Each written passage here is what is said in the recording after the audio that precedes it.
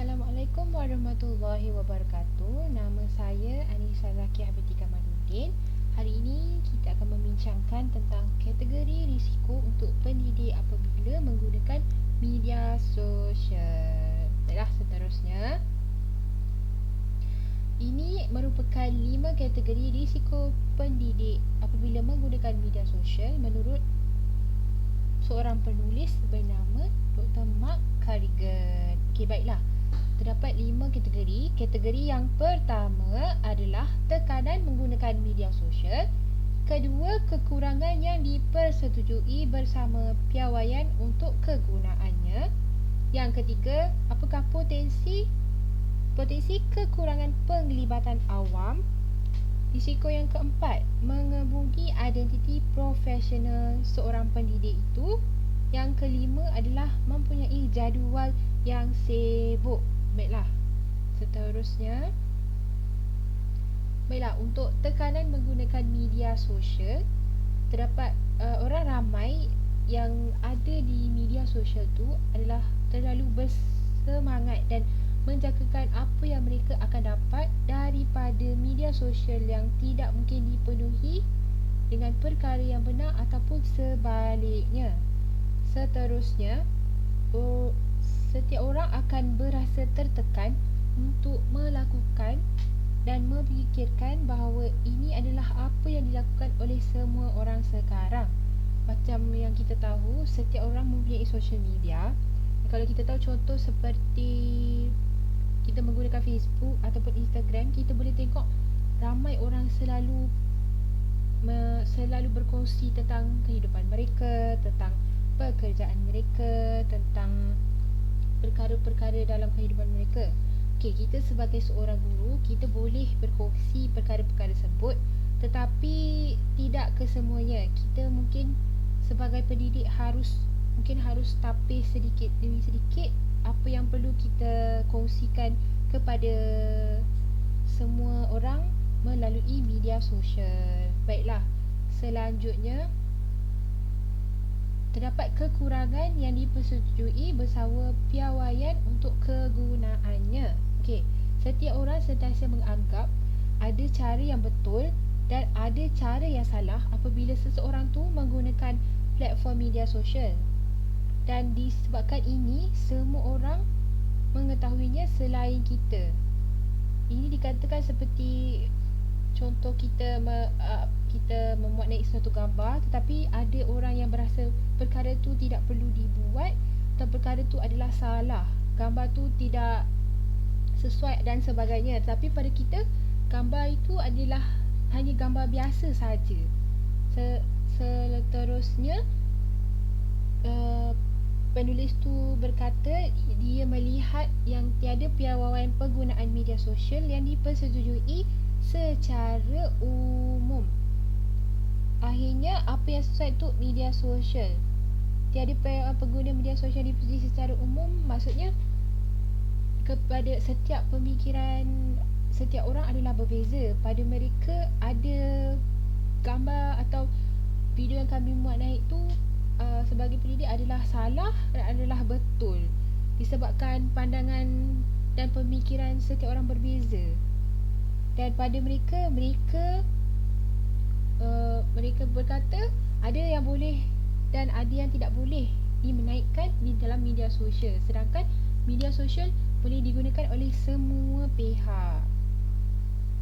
Baiklah, yang ketiga adalah potensi kekurangan penglibatan daripada pihak awam atau pihak orang ramai. Okey, pendidik mungkin mendapati bahawa sebenarnya orang ramai bukan sahaja berminat dengan apa yang mereka lakukan, tetapi mungkin merasakan ia adalah sebagai musuh. Contoh, maksudnya kita sebagai seorang pendidik, kita memuat naik sesuatu gambar atau video adalah untuk menunjukkan minat kita dan mengapa kita melakukannya, tetapi sesetengah orang merasakan benda tu sebagai perlawanan pada diorang, pada mereka. Perlawanan seperti untuk bersaing, untuk mendapat lebih baik daripada apa yang seorang pendidik itu dapat. Kemudian, ini mungkin pandangan tentang siapa orang akademik dan bukannya apa yang mereka lakukan. telah memuat naik, contoh ada kita sebagai pendidik memuat naik video ataupun gambar yang agak tidak baik, ia bukan menggambarkan apa yang kita lakukan sebagai pendidik. Ia menggambarkan diri kita sendiri, ciri-ciri kita bagaimana, perangai kita bagaimana dan sebagainya. Oleh itu, risiko ini lebih banyak dihadapi oleh sesetengah daripada yang lain. Kebanyakan potensi ini ada beberapa pendidik yang menghadapinya. Baiklah, untuk yang keempat. Okey, untuk seterusnya, contoh yang macam saya cakap tadi. Contohnya, penulis berkata dia adalah sebagai seorang yang berkulit putih berkelas pertengahan, dan beliau berkata beliau sangat jarang mendapat tur dalam talian. Maksudnya beliau tidak dapat berinteraksi dengan orang lain melalui dalam talian kerana dia adalah kelas pertengahan. Kemudian yang kedua contohnya adalah wanita dan orang yang berkulit berlainan warna. Mereka terlibat dalam talian dan mereka mungkin sekurang-kurangnya perlu mereka mendapat tembakan-tembakan soalan yang penuh dengan permintaan dan tidak diucapkan untuk membuktikan status mereka dan menjelaskan perkara yang sudah mereka ketahui. Itu adalah contoh-contoh potensi kekurangan penglibatan secara awam.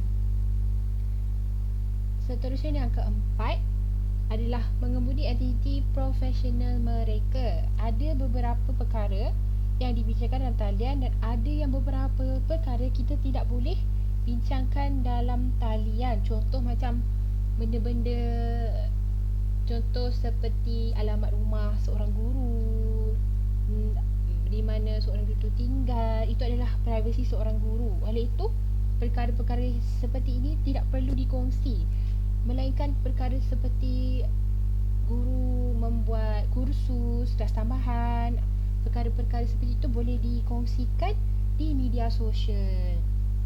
Oleh itu, ada perkara yang dibincangkan dan jika ia berkaitan, dan ada yang bukan perkara yang untuk dikongsi. So, di social media mungkin sebagai seorang guru kita kena jaga etika penggunaan media sosial tersebut.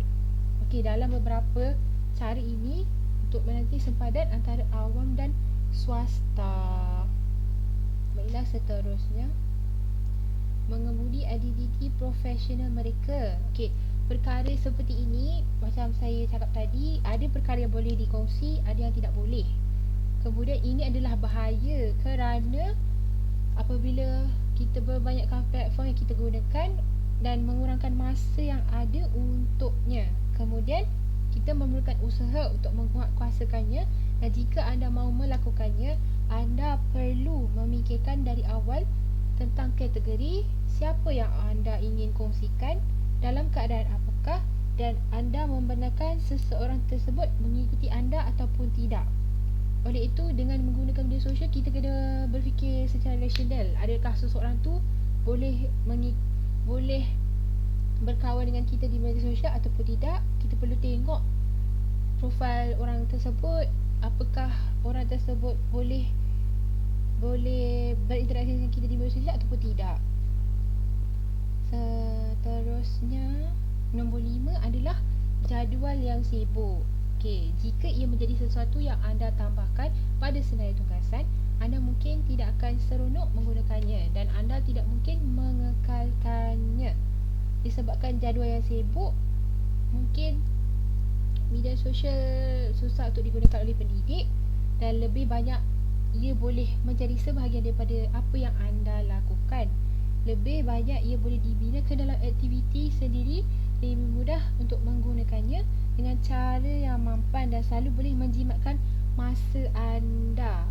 Baiklah, saya kongsi apakah contoh-contohnya. Baiklah, penulis berkata 2 contoh yang boleh menganjurkan acara dan jenis proses pra-tulisan yang melibatkan refleksi tentang perkara yang anda telah baca. Contoh macam menganjurkan acara-acara seperti berkongsi tentang acara-acara yang seorang pendidik lakukan, seperti pertandingan berpantun, pertandingan bersajak dan sebagainya. Seterusnya, untuk pengajaran acara, jika anda membina pengikut di media sosial dan ramai orang berminat dan topik acara anda ajukan, ia boleh menjimatkan masa anda. Sebab kita sebagai pendidik perlu menjaga etika sewaktu menggunakan media sosial. Oleh itu, dengan mengadakan acara-acara ini dapat menarik minat pelajar-pelajar dan orang awam untuk menyertai pentadbiran tersebut. Itu adalah satu perkara yang positif. Seterusnya, untuk pra-penulisan, refleksi melalui blog yang mendahului pendahuluan yang formal. Kita boleh menggunakan blog untuk melakukan pendahuluan yang formal. Sekian itu sahaja daripada saya. Terima kasih.